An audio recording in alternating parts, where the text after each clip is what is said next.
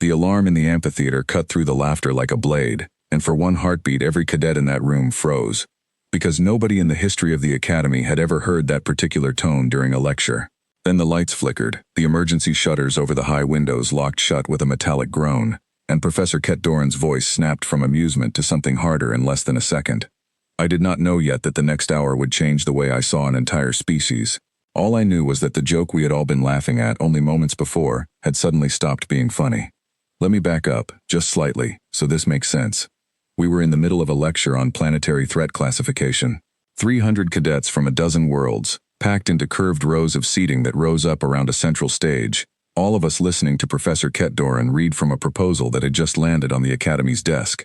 The proposal asked for the reclassification of a small, backwater world called Earth, from a standard habitable planet, into something called a Category 5 Death World. Nobody had ever heard of a real Death World before. It was a term the Academy used for a thought experiment, not for an actual place. A planet so hostile that any species evolving there would need to be a walking weapon just to get through breakfast. Crushing gravity, deadly radiation, predators built to hunt anything soft and slow, a biosphere that invented new diseases the way other worlds invented new songs. The professor found the whole idea hilarious, and so did we. There was one human cadet in the room, a young woman named Elena Marsh, sitting near the back with her chin resting on her hand, watching the room the way you might watch weather rolling in from a distance. She was not laughing. She was not angry either, she just watched. The professor, mid-joke, pointed straight at her and asked her to enlighten the room. Elena stood up, and in a calm, steady voice, she started walking us through what an ordinary day looked like for her species, long before they had built starships or founded academies. Gravity, radiation, predators bigger and faster and stronger than any human, diseases that mutated by the hour. She listed them off one by one, and the laughter in the room got thinner with every sentence, until it disappeared completely. Then she said the sentence that ended the argument before anyone could even try to make one. Her people had lived with every single one of those threats long before they had metal tools, long before fire, for hundreds of thousands of years, with nothing but rock and bone and stubbornness. That, she said, was simply a normal day, not a survival story, not a crisis, just Tuesday. The room went silent. The professor did not argue. The proposal passed within the week, and it passed unanimously, which almost never happens at the Academy. That was 3 months ago. I am telling you this now because it matters for what happened today, in this same amphitheater, during what should have been a routine safety drill. My name is Darun Kessa, and I am a third-year cadet from Velthera, a quiet world with soft gravity and gentler seasons than almost anywhere else in the settled systems. My people are known for patience and careful thought, not for speed or strength. I had never in my life been in real danger, and I had certainly never expected to find myself in danger inside the Academy itself, surrounded by the most advanced protective systems in known space. The emergency alarm that interrupted our lecture that day was not a drill. A containment failure had occurred 3 levels below us, in a research wing where visiting scientists studied samples gathered from unclassified worlds. Something had gotten loose. Nobody in the amphitheater knew exactly what, only that the shutters were sealing every exit, and that the automated voice now repeating over the speakers was using words none of us had heard used in a real emergency before. Lockdown. Breach. Do not attempt to leave your current location. Panic spreads fast in a room full of people who have never faced real danger. Cadets from a dozen worlds began talking over each other, some standing, some pulling out communication devices that had already lost their signal, some simply staring at the sealed doors as if staring hard enough might open them. I felt my own hearts, both of them, hammering against my ribs. Veltharans are not built for crisis. We are built for discussion, for consensus, for slow and careful decisions made over long stretches of calm time. None of that helps you when the lights go red and a mechanical voice tells you that something has broken containment. It was Elena who moved first. She did not shout. She did not run for the doors like several of the larger, stronger cadets already had, hammering uselessly on the sealed metal. She stood up from her seat near the back, walked calmly down the center aisle to where Professor Ket Doran stood frozen at the podium, and asked her a single question, in a voice just loud enough to cut through the noise. What level is the breach on, and what was being studied there? The professor blinked, startled out of her own panic by the directness of the question, and answered. Level 3. Xenobiological specimens gathered from an unclassified world designated only by a survey number, still under quarantine review. Never approved for study without full containment protocols. Something had breached its enclosure roughly 10 minutes ago. and the automated systems had sealed the entire wing rather than risk it reaching the surface levels. Elena nodded once, as if this confirmed something she had already suspected, and turned to face the room. "I want everyone to sit down," she said, "not because sitting is safer, but because right now half of you are burning energy panicking instead of thinking. And thinking is the only thing that is going to get us out of this room. It should not have worked." She was a single cadet from a species most of the room still quietly considered fragile compared to their own, and she was asking 300 frightened students from a dozen worlds to simply calm down and listen. But something in her voice carried weight, the same flat, steady tone she had used months earlier when she calmly dismantled an entire lecture hall's assumptions about her homeworld. People sat, not all of them but enough. The professor pulled up a display at the podium, a schematic of the sealed wing, and Elena studied it with the same patience she might have used studying a puzzle on a quiet afternoon. Level 3 had 4 connecting corridors, all sealed, and 1 maintenance shaft that ran from the research level straight up to the amphitheater's mechanical access point, hidden behind a panel near the stage. "That shaft is not sealed," Elena said, pointing at a thin line on the schematic that the emergency system had apparently overlooked because it was not classified as a standard exit, "which means it is not sealed against us leaving. And it is not sealed against whatever is down there coming up." The room went quiet again, but this time it was not confusion. It was understanding, and understanding in that moment was worse than confusion had been. A cadet named Priya Anand, a sharp-eyed engineering student from a world with triple moons and strong tidal instincts, spoke up from the third row. "If the shaft connects both ways," she said, "then sealing it manually would trap whatever escaped down on level 3. But it would also mean someone has to go down there and seal it from the source, because the amphitheater side has no manual lock, only an automated one, tied to a system that is currently overloaded and not responding." Everyone looked instinctively toward the door leading to the maintenance shaft, and then, just as instinctively, looked away from it. I do not know what made me speak next. I have thought about it many times since, and I still cannot fully explain the impulse. Veltharans are not known for volunteering for danger. We are known for careful calculation and measured caution, and every calculation I could run in my head told me that going anywhere near an active containment breach was the single worst decision available to me. And yet I found myself standing, my voice smaller than I wanted it to be, saying that I had spent 2 years studying mechanical systems, and that I could probably identify the manual override if someone described its layout to me. Elena looked at me, and there was no surprise in her expression, only a kind of quiet acknowledgement, as if she had expected someone eventually would step forward and was simply glad it had happened before the situation got any worse. "I am not letting you go down there alone," she said, and it was not a question. Professor Ketdoran tried to object, citing every protocol she could recall about student safety and unauthorized access to restricted areas, but the automated voice overhead interrupted her with another announcement. "Breach containment failing. Secondary seal engaging in 8 minutes. All personnel are advised to remain in current secured positions."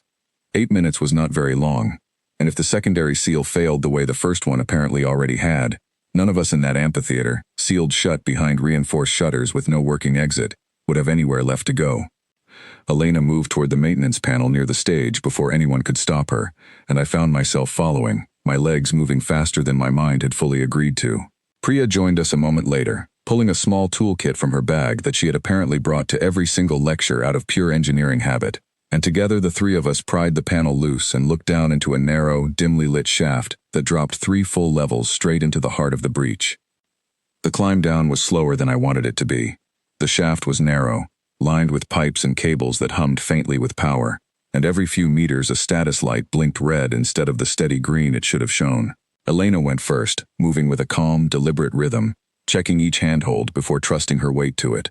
Priya followed close behind her, occasionally muttering quiet observations about the wiring we passed, the kind of details that told me she was cataloging everything for later, in case any of it became useful. I came last, my heart's pounding so hard I was certain the others could hear them, my mind running through every possible danger a Deathworld predator might present, since that was the only frame of reference I had for whatever had escaped containment down there. I pictured something huge, something armored, something with claws built for tearing through walls. What actually waited for us on level 3 was almost worse, because it was so much smaller than I expected, and so much faster. We reached the bottom of the shaft and eased open a narrow access hatch into a corridor lit only by emergency strips along the floor. The air smelled sharp and metallic, and somewhere ahead of us came a strange, skittering sound, like claws on metal moving in quick, uneven bursts. Elena held up a hand, signaling us to stop, and peered around the corner of the corridor. When she pulled back, her expression had changed only slightly, but I had learned by then to read the small changes in her face as carefully as I once read only the big ones. "It is fast," she said quietly, "and it is hunting by sound, not sight, from what I can tell. It stopped moving the moment I stopped talking."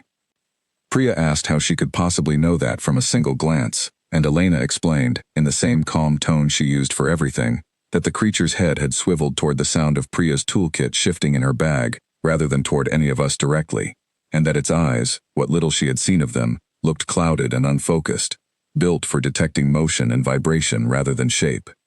This was the moment I understood something about Elena that I had only partly grasped back in that lecture hall months earlier. It was not that she was fearless. I could see, now that I was close enough to notice, the same tension in her shoulders that I felt in my own. It was that she processed fear differently, turning it immediately into information, into a plan, rather than letting it freeze her in place the way it had frozen me at first. "We need to reach the override panel at the far end of this corridor," she said, without it hearing us, and without it hearing the door mechanism, "because that will alert it the moment we try to seal the shaft." Priya suggested using her toolkit to short-circuit a nearby maintenance junction, creating a burst of static that might mask the sound of the door mechanism, and Elena agreed immediately, already moving toward the junction box Priya was pointing at. I stayed close behind them, watching the shadows at the far end of the corridor for any sign of movement, my whole body tuned to a level of alertness I had never experienced in my quiet, careful life on Velthera. The plan worked exactly as long as it needed to, and not 1 second longer. Priya triggered the short circuit, a burst of sparks and a loud crackling hiss that echoed down the corridor, and in that same instant Elena moved fast toward the override panel, reaching it just as the noise died away. Her fingers moved across the controls with practiced speed, and I realized in that moment that she must have studied this exact kind of system before, perhaps back on her own world, perhaps during some training I knew nothing about. The skittering sound stopped. For one long, terrible moment, none of us moved, none of us breathed, and the silence stretched out until it felt like its own kind of danger. Then the creature came around the corner, and I finally saw it clearly for the first time. It was smaller than I had imagined, low to the ground, with pale, mottled skin and too many limbs ending in sharp, curved claws built for climbing rather than crushing. Its head swiveled back and forth in short, jerking motions, clearly listening rather than looking, and its mouth opened in a silent hiss that revealed rows of narrow teeth angled backward. It should not have been able to sense us at all, not with the static still fading from the junction box, but something, perhaps the vibration of our own hearts pounding, perhaps some sense I did not understand, drew its attention directly toward Elena. It moved fast, faster than anything I had ever seen move, closing the distance between itself and Elena in less than 2 seconds. What happened next took less time to happen than it has taken me to describe it, and I have replayed it in my mind more times than I can count since. Elena did not run. She stepped sideways, precisely, letting the creature's first strike pass just past her shoulder, and in the same motion she grabbed a length of loose cable from the wall beside the override panel and looped it hard around the creature's foremost limb, using its own forward momentum to swing it sideways into the corridor wall. The impact was not gentle, but it was not cruel either. It was efficient, exactly enough force to disorient the creature without causing it lasting harm, and in the half-second that followed, Priya moved forward with a containment case she had pulled from her bag, the same kind used by field researchers to safely transport unclassified specimens, and sealed the stunned creature inside it before it could recover. The whole exchange lasted perhaps 4 seconds. I had not moved a single muscle the entire time, frozen not from cowardice, I told myself later, but from the simple fact that everything had happened too fast for my slower, more careful instincts to catch up with. Elena straightened, breathing hard but steady, and looked at the sealed override panel behind her. "The manual lock is engaged," she said.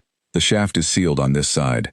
Whatever else might be loose down here cannot reach the amphitheater now." Priya, holding the containment case carefully in both hands, let out a long breath and said something I will never forget. She said that she had grown up on a world with triple moons and violent tides, where every child learned to respect the danger of the sea before they learned to walk properly on land, and that she had never in her life seen someone react to sudden danger with the kind of calm, immediate clarity Elena had just shown. Elena only shrugged, the same small, tired shrug I remembered from the lecture hall months earlier.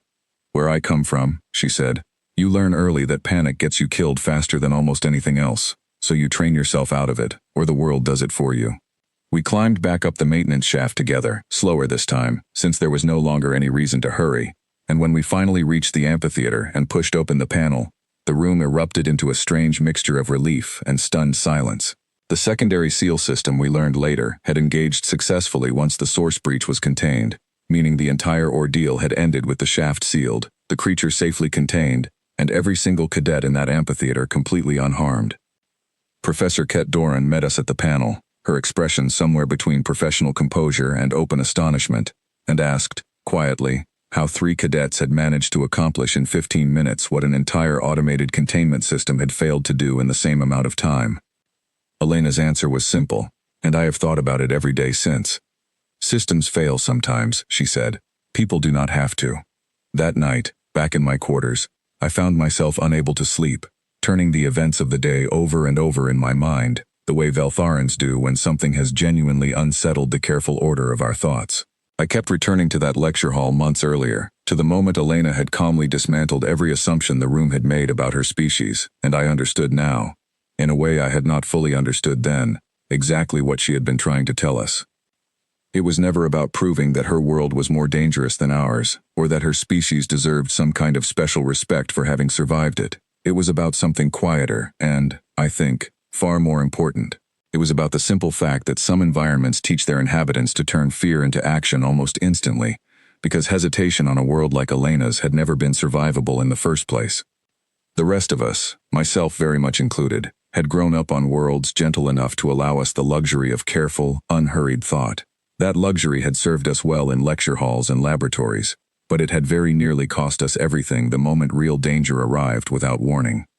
I do not know if the Academy will ever officially teach what happened today alongside the lessons on planetary classification, but I suspect that every cadet who was in that amphitheater will remember it far longer than they will remember any lecture on Deathworld theory. I know I will. A few days later, I found Elena sitting alone near the same quiet corner of the courtyard where I had first noticed her watching the world with that same steady, unhurried attention. I sat down across from her, uncertain exactly what I wanted to say, and eventually settled on the simplest question I had. I asked her whether she had been afraid, down in that corridor, facing something none of us fully understood. She thought about it for a moment, longer than I expected, and then she said something that has stayed with me ever since. Being afraid and being useless are not the same thing, she said. My people learned that a very long time ago, back when there was nothing standing between us and everything that wanted to hunt us except our own ability to think clearly while afraid. It is not that we do not feel it, it is that we refuse to let it decide what happens next. I did not have an answer for that, not really, so I simply sat with her in silence for a while, watching the courtyard settle into evening, feeling, for the first time since the Academy had opened its doors to a dozen different species from a dozen different worlds, that I finally understood exactly why humanity's homeworld had earned a classification the rest of us had once considered nothing more than a joke. Some worlds teach patience, some worlds teach caution, and some worlds, it turns out, simply teach their people how to survive the unsurvivable, one steady, unhurried heartbeat at a time, until surviving becomes so ordinary it barely feels worth mentioning at all. That, I think, is the lesson none of us in that lecture hall truly understood, until the day it saved every single one of our lives.